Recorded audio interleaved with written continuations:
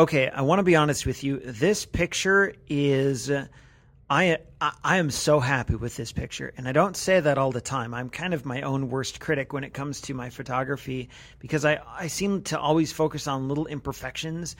And this picture, I really like it. And I know it's just a cheapo filter set, but my goodness, I never thought that I would be able to get a picture like this. The yellows are the colors are so rich, and the subject is so sharp and in focus, and clearly you can see the context here. There's a flower, and these are the little anthers that carry pollen on the flower, and just the ability to take this picture was so far out of my grasp years ago, even months ago, probably. And I just feel like the whole point of me doing this weekly 50 blog is to improve my own photography.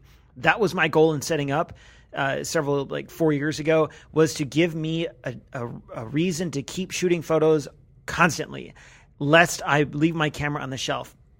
And I've learned so many things about photography, about depth of field, about controlling my camera to get the images I want, about composition, framing, about telling a story. I've learned so much, such that when I got my set of close-up filters and was taking out and playing around with it, I knew that I wanted this shot. And I was looking for flowers that looked like this, and I knew that this was the kind of picture I was chasing after.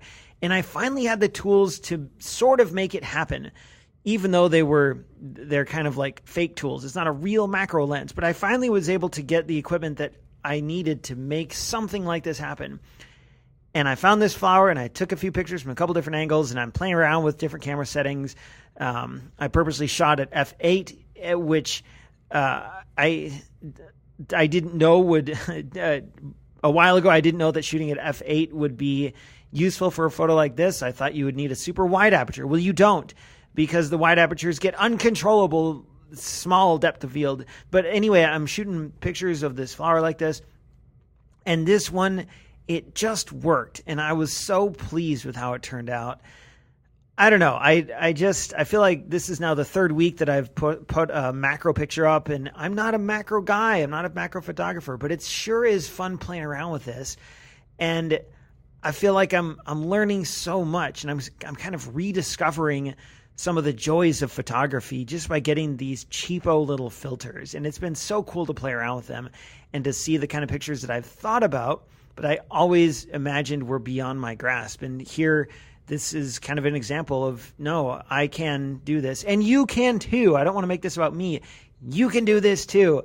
Keep that camera in your hands instead of on the shelf.